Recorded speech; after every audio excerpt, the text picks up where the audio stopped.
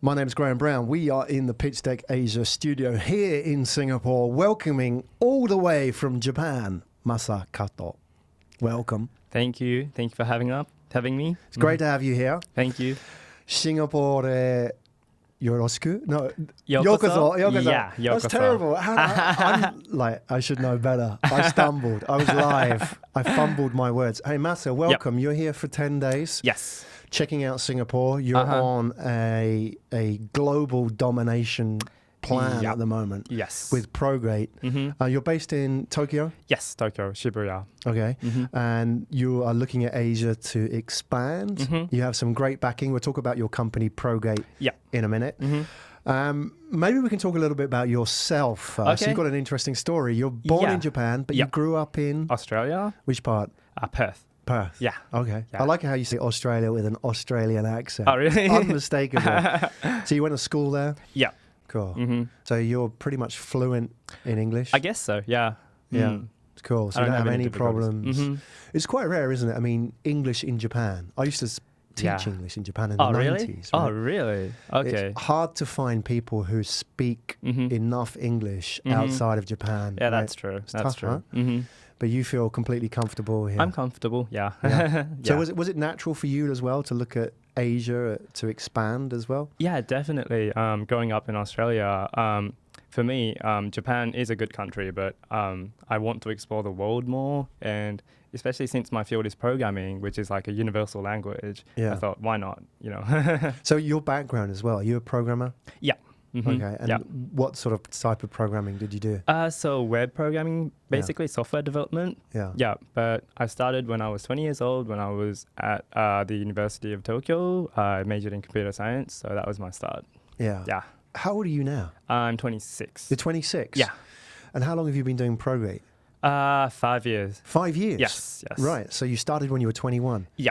So it's quite rare, isn't it? I mean, I know Japan is a hub of innovation, but entrepreneurship is quite rare compared to other countries, isn't it? There's less. Yes, it is. What's going on there? So it is rare still, and it was even rarer 5 years ago when I started, but it's starting to take on a little bit. Yeah. People like you obviously are blazing a trail. Yeah. For I hope so. Yeah. I think so. Somebody has to take a risk, don't they, for other people to see it. And especially, I think Progate has contributed a little bit in that perspective because we're teaching how to code.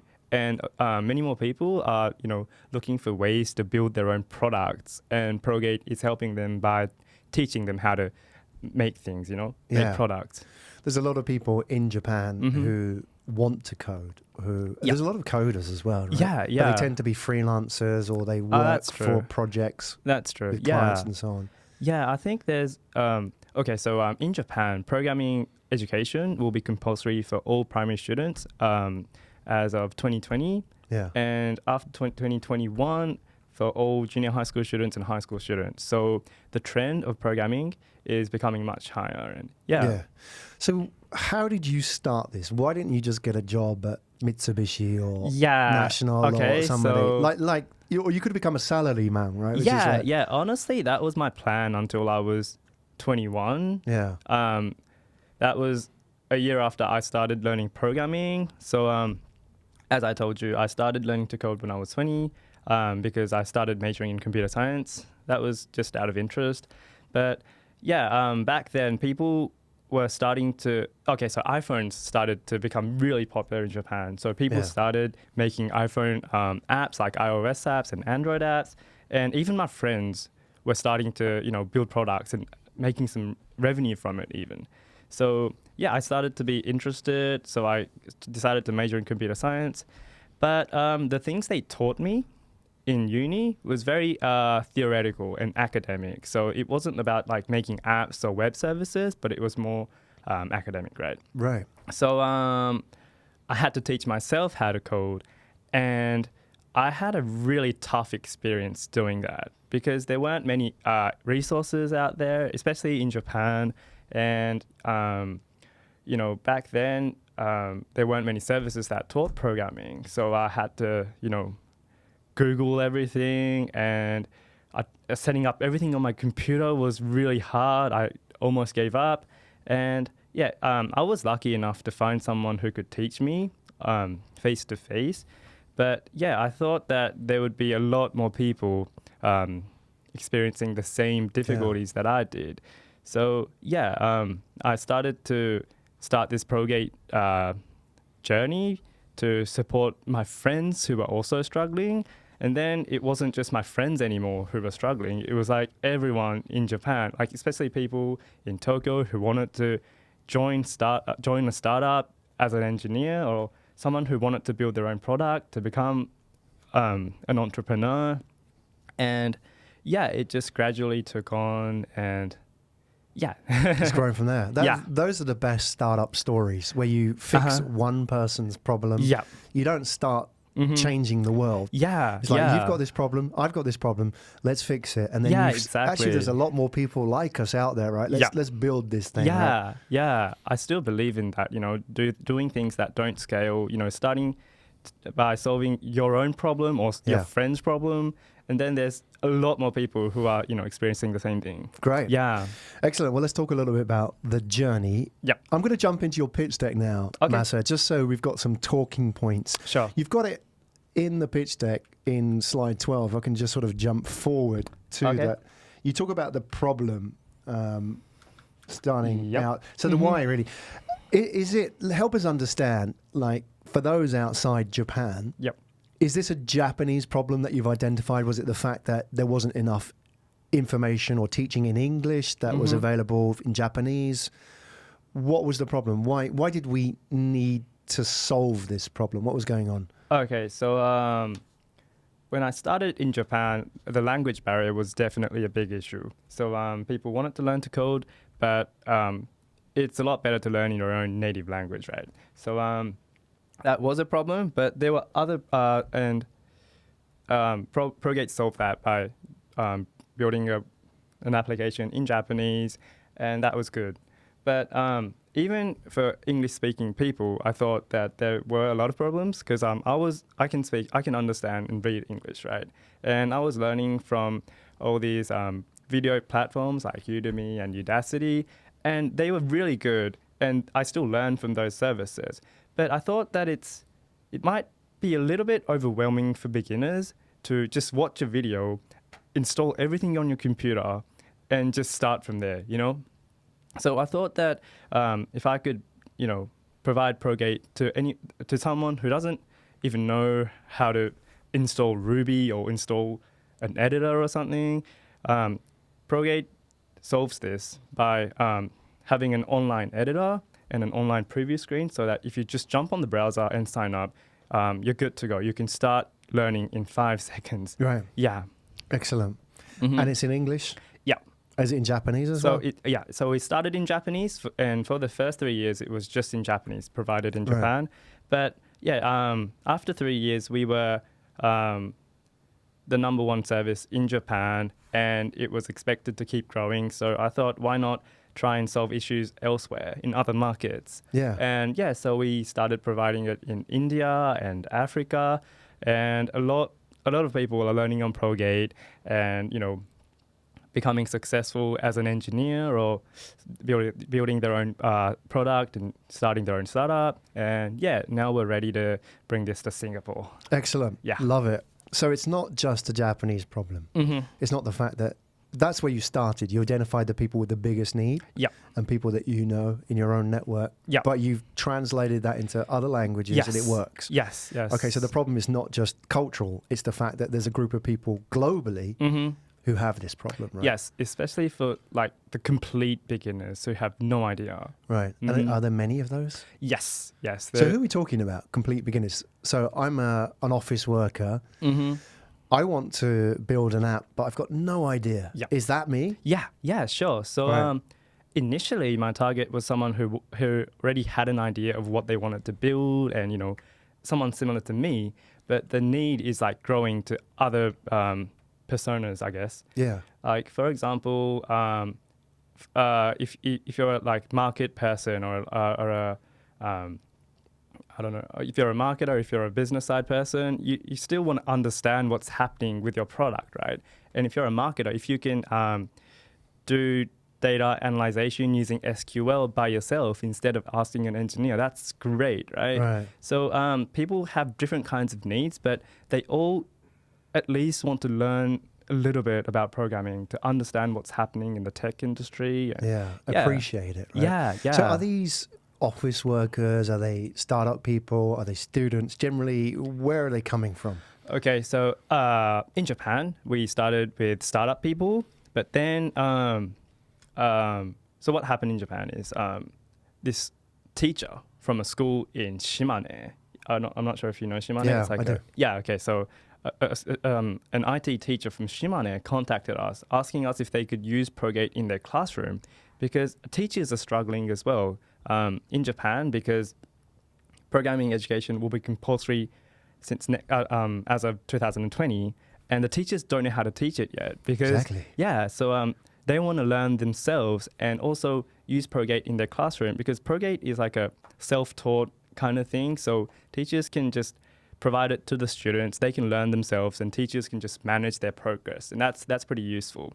So so we didn't expect that to happen in the beginning, but that's another need that's eventually taking on. And also at companies, many people, not just the engineers, but they want to contribute somehow, So some startup entrepreneurs and even big companies in Japan are making it available for their employees to learn on Progate for free. Yeah.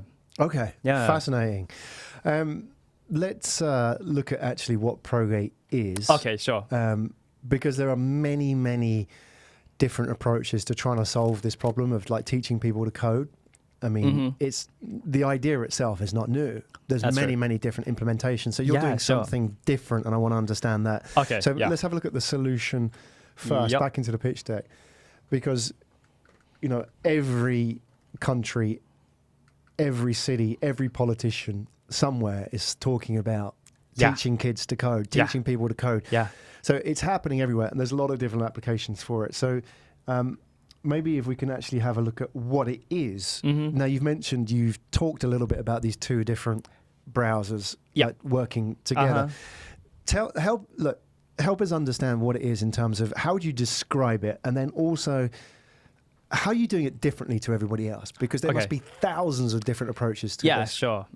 Okay, so to put it simply, Progate is an online programming education platform for beginners, like complete beginners, as I said.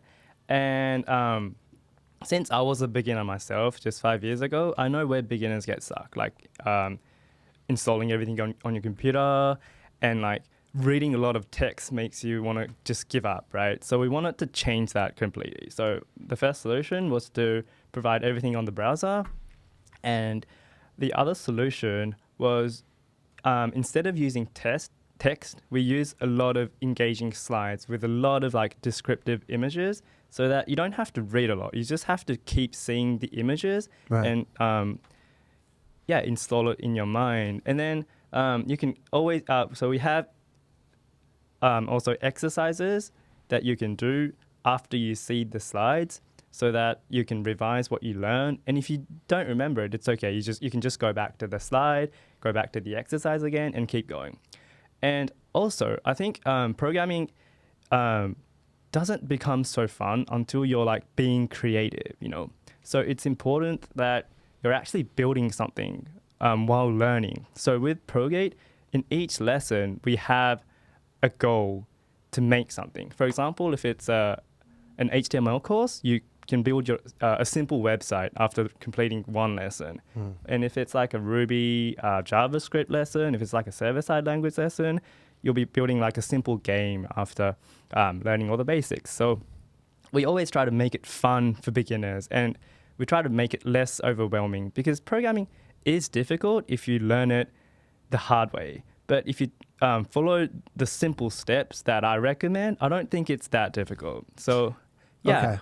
Let's talk about that difficult part. Okay, sure. Because I recently got my son set up to learn different aspects of programming. Okay. So he enjoys programming. Yep. Everything from, the obvious starting point when they're a kid, like Scratch, which is like for 5, 6 years old and up, right? Yeah. Then to trying to get him set up on Python. Nice. And the challenge that I find, once you sort of get into the programming environments, actually the lessons are pretty straightforward, but they have to install the program and the editor. And actually, that is really hard. It is. And that is the bit where I can imagine I'm quite technical. You know, I have a degree in AI. Wow. Right?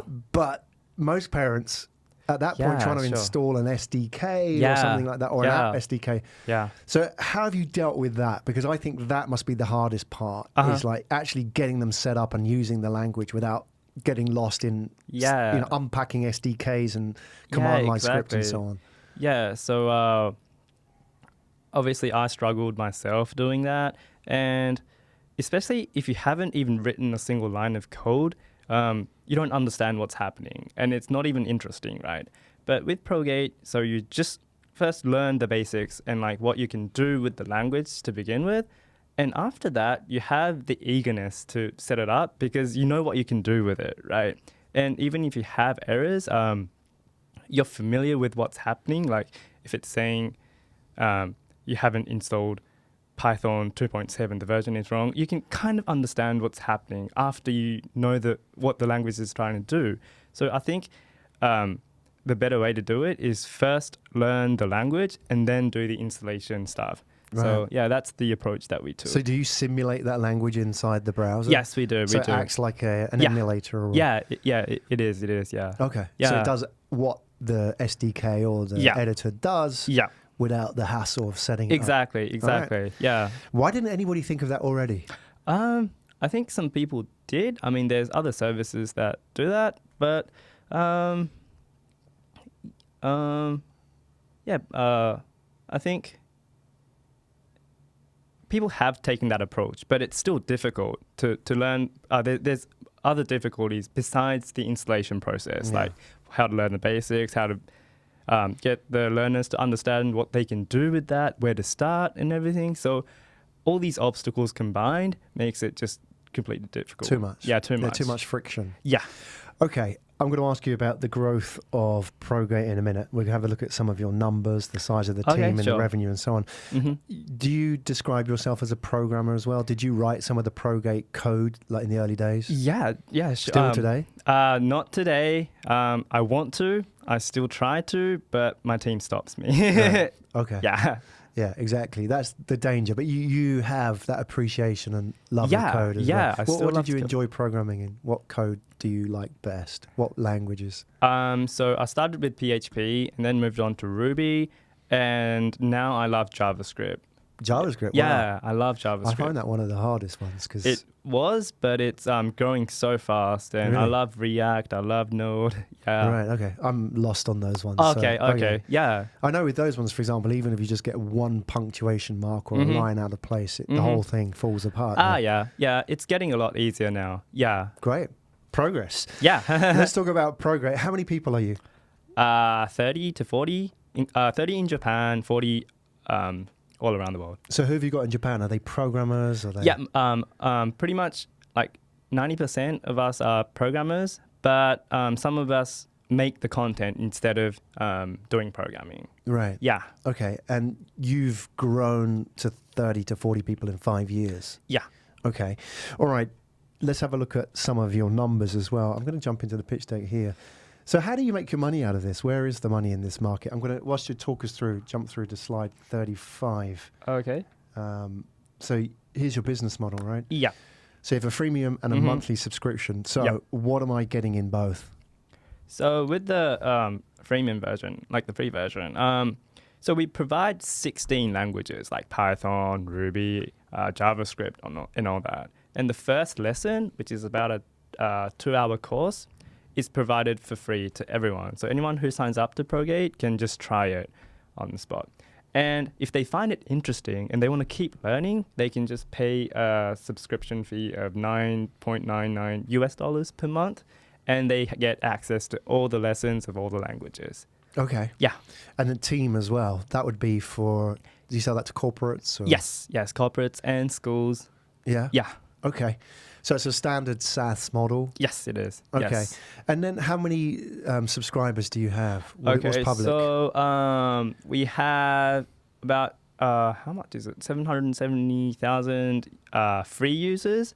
And at the moment, active subscribers are about, I think, 35,000. 35,000? Yeah. Are they mostly in Japan? They are mostly in Japan and some in India, Africa, like 5 people in Singapore so far. Okay. Maybe a few more after this. Who knows? Hopefully. How do you get your subscribers? What are your acquisition strategies? Okay, so honestly, we haven't done much marketing in Japan. It just spread through word of mouth. Yeah. Because we were just focusing on acquiring fans to begin with, building up successful like stories of people who started learning on Progate and became engineers, and it just spread through word of mouth. And especially since programming is something that's pretty hard to teach, right? So like when an experienced engineer is asked by a beginner where to start, people just tell them, why don't just you do Progate to begin with and come back to me or something like that. So it just spread through word of mouth actually. Yeah. And are you finding people using it in ways that you didn't anticipate? Like people are using Progate, like you said in this, at for example, like maybe and in big companies to train their employees. So that was pretty unexpected. But yeah, once we got some examples of that, we put that as like an article and spread it, and people in that field became interested also. Okay. Yeah. Cool. So you're 5 years in, you're 30 to 40 people in. Yep. I'll talk about the funding in a minute. You are also looking at expanding to, which markets are you looking at opening up in the next year? So Singapore, Malaysia, and Indonesia, hopefully. Yeah. You'll have an office in each? I think so, yeah. And will they be programmers or salespeople? Mostly, a programmer who's also a community person. Right. Because as a start, it's always important to, acquire fans. So we do a lot of workshops to teach them using Progate and maybe even other external resources so that they can feel that they've succeeded through Progate. Okay. And that becomes a story that gets spread through word of mouth. And that's like our marketing strategy, Yeah. I'm interested in brands that have active fan strategies. A lot talk about doing it. Yeah. Very few actually do it. The good ones. I was reading Xiaomi, their fan strategy. I mean, they've written a whole book on it. Oh, wow. So tell us a bit about your fan strategy. What do you do? Okay, so it's not really like a strategy, but we just always focus on the product and the content, especially because programming is an education platform. The most important thing is the content, right? So we just keep on putting more people and put more effort on the content, and then doing a lot of workshops to test out the content.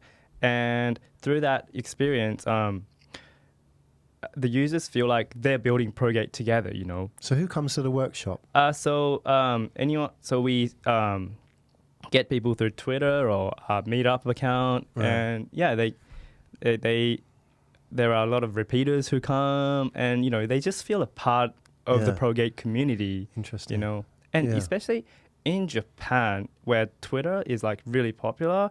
What I did was each time that someone tweeted about Progate, I would just like it. Yeah. I've done that for the past 3 years for almost like every single tweet. Right. And it feels good to have the CEO of a service like your post when you share about it, right? Yeah, you're accessible. So what do you spend most of your time doing as the CEO? You're not programming now. Okay, so for the first 3 years, I was programming and making the content because I thought that was the most important thing. But now that I'm trying to expand overseas, I think it's important for me to, actually come over and host the workshops and actually interact with the users, see what the differences are between Japanese users and the users overseas. Yeah. And so far, I'm seeing that people are pretty similar everywhere. They want to learn to code, they don't know where to start, and once they can understand that other people have succeeded through a similar method, they would go for it. So building successful stories everywhere is what I'm doing at the moment. Great. Yeah. Love it. I think it's a great transition as well from the programmer CEO to like a leader, for example. It is, yeah. And a lot think it's their job to do the programming forever. And the challenge with that, you could find another CEO to grow the business, obviously. Yeah, that's true. That's the innovator's dilemma, isn't it? That you can be stuck doing that because it's comfortable. Yeah. How about for you? How was it for you sort of stepping away from the code and doing that sort of face-to-face work? Yeah. Did are you still sort of trying to get back into the code now? Or? Well, yeah, to be honest, I still love to code and I do it on weekends still. But yeah, I trust the engineers and the content team that we have, and I think honestly they can do a lot better job than me now. So. Exactly, that's what you want, smarter people, right? Yeah, you hire people smarter than you. Yeah. Okay, great. You've got some great backing as well. You've got some great funding. You have a slide, if I can just have a look, which shows a little bit about the funding of the business. One of your, we've talked about Freakout, for example. That was off air, right? So Freakout are an agency which have gone all across Asia and from Japan. Yep. And East Venture's fantastic. Obviously the Mixi connection there as well. Yeah, yeah. So, and DNA are obviously well established in Japan. Yeah. Your raises so far, 3 million US. What was that for? What round? Because the round size is a little bit different in Japan to they are in Singapore. So it is, yeah. So was that Series A or? Kind of, yeah. Pre-Series A, kind of. Pre-Series A? Yeah, yeah. Because I think in Japan, the rounds are bigger than in Singapore. Oh, really? Yeah, generally. A pre-Series A in Singapore is about 1 million. Oh, really? Yeah. Okay, in that case, maybe it's a Series A. Okay. Yeah. The rest the same. Yeah. Generally because in Japan, more investors are institutional, so larger investors. True. Yeah, nowadays especially. Yeah. Yeah. So what's next? Are you raising at the moment? Are you actively out there? So I'm getting some more from Freakout, and that should be closed within a couple of months. And then I'm stopping there because right now it's not so much about the money because our marketing strategy is pretty simple, just coming here and getting fans. So once that's like all stable, we have a good solid fan base in each country, maybe that's the time to start funding again, because the marketing process will be a little bit different then. Yeah. I mean, you can be fundraising forever. That's true. Yeah, you have to grow a business as well, right? Yeah. And I think what you're doing, that FaceTime with fans, is so important. Yes, exactly. And that will give you the insights. Into the next level of the business. You'll see things. In these conversations, and you get that insight when you'll be sitting on a plane thinking, okay. Yeah, that's the most important thing. Yeah. And also, now that we have a stable revenue from Japan and the market is still growing, the programming education market is growing rapidly in Japan, we don't really have to worry too much about money at the moment. It's just all about sticking to our vision to empower individuals to, open new doors through programming, and I think that's the most important thing for the team at the moment. Yeah, great. And you recruiting at the moment? Crazy recruitment drive into Asia. I mean, we're looking for a lot more engineers who are passionate about helping the new engineers out, and also we're looking for a community manager here in Singapore who can help us with the workshops, because that's the most important thing at the moment. And everything. Well, what are you looking for in terms of attitude? Because I think you'll find that there's a lot of people out there with the right skills, good CVs, resumes.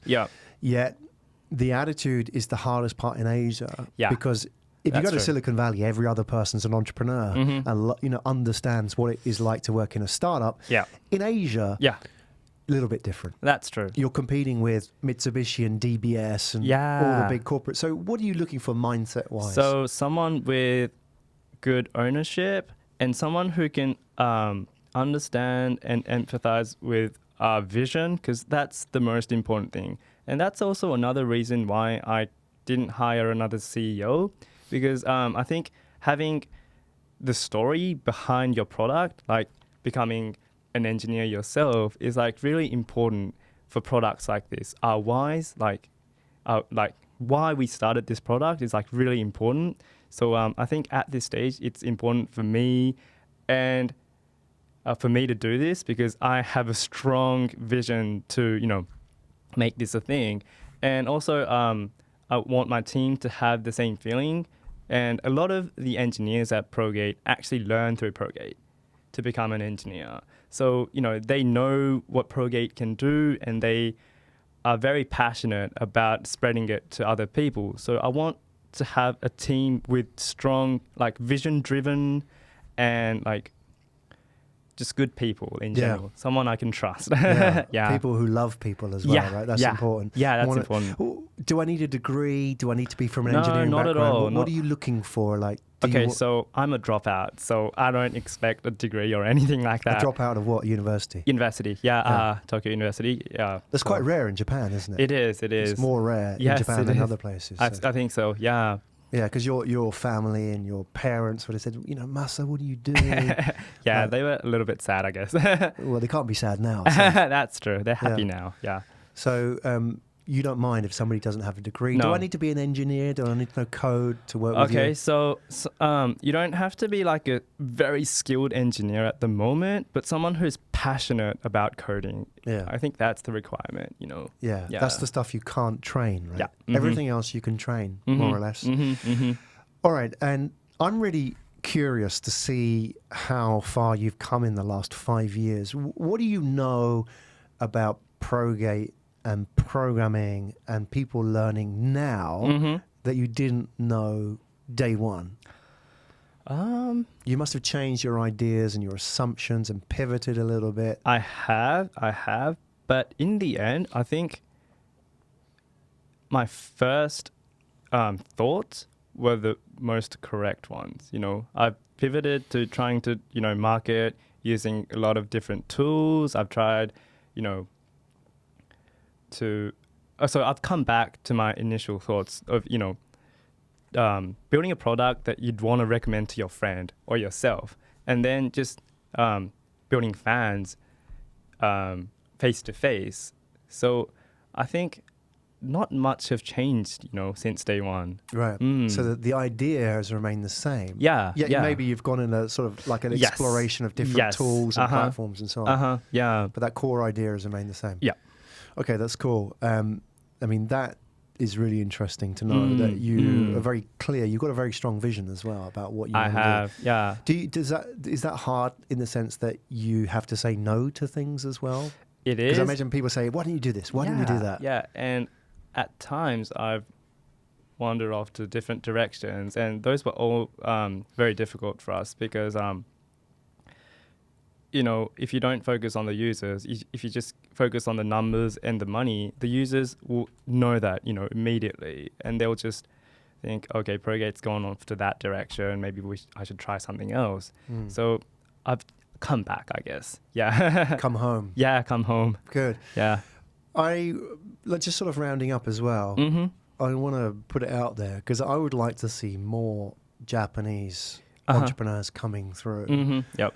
And I think like with any startup ecosystem, we learn through story. So I see your story and I'm a young guy leaving university. Now you're an option.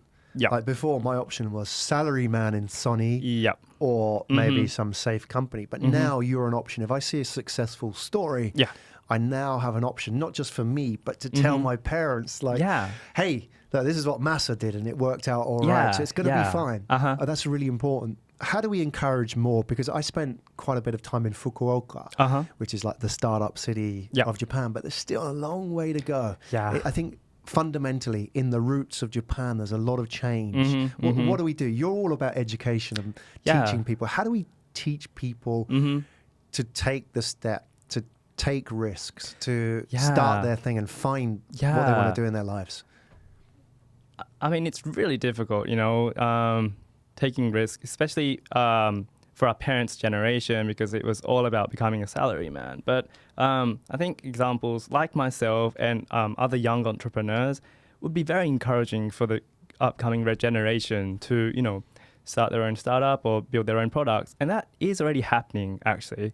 A lot more people are trying to work for the startups that our generation is doing, and they become a lot more interested. So I'm not saying that you should drop out of school or anything, but it is becoming an option and not a bad one. Yeah, exactly. So some people, and you made a great point as well. I think the best way to get into the startup world, you don't have to do or die. You don't have to commit and start a startup. You can join a startup. Yeah. And we've seen that, I mean, across Asia. Yep. A lot of great startups, people have worked there and then they went to start their own businesses, right? Yeah. So I think this is a great way to get into the startup scene, see if you like it, it learn really a few is. things. Yeah. And it's a lower risk way. It is. It's still a job, but you can work in that startup environment. Yeah. So I never really did an internship anywhere, so I had to start and, you know, figure out everything myself. So if I were to do it again, I think I'd, you know, join a startup to begin with and, you know, learn all the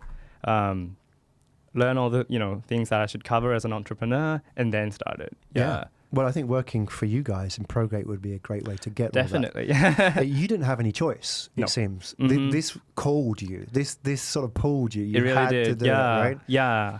I was just so passionate. I had to start immediately. Yeah. Yeah. Well, awesome. Well, I'm glad you did. And Masa Kato, thank you so much for coming into the studio today. And you're going to be you're going to be at Echelon this week? Yes. Okay, what are you going to be doing at Echelon? Just, you know, meeting a bunch of entrepreneurs and, you know, figuring out the market and, you know, possibly finding some users or like potential partners who are interested in teaching to code. Yeah, stuff like that. Excellent. Partners being people maybe in the education space or, you know, corporates and so on. Masa, it's been an inspiration. I need to see more people like you coming out of Japan. Yeah, hopefully. Part of it is the English part as well, speaking English, but there's enough people and, you know, hopefully the next generation will hear your story and be inspired. I hope so. So thank you very much. Thanks so much. Yeah, let's talk about how people can reach out to you. What's the best way to make contact? LinkedIn work for you? LinkedIn, Facebook, anything. Yeah. Tell them you watch this video or you listen to this podcast, tell them what you thought of the story and then reach out. I think that's the best starting point.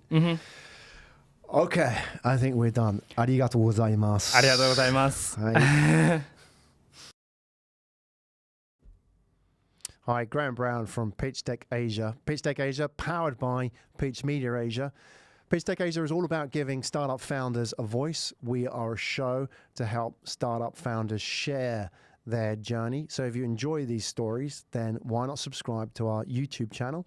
There's the subscribe button over there. Hit that subscribe button. Follow us on the journey. Leave a comment. I look forward to seeing you at the next episode.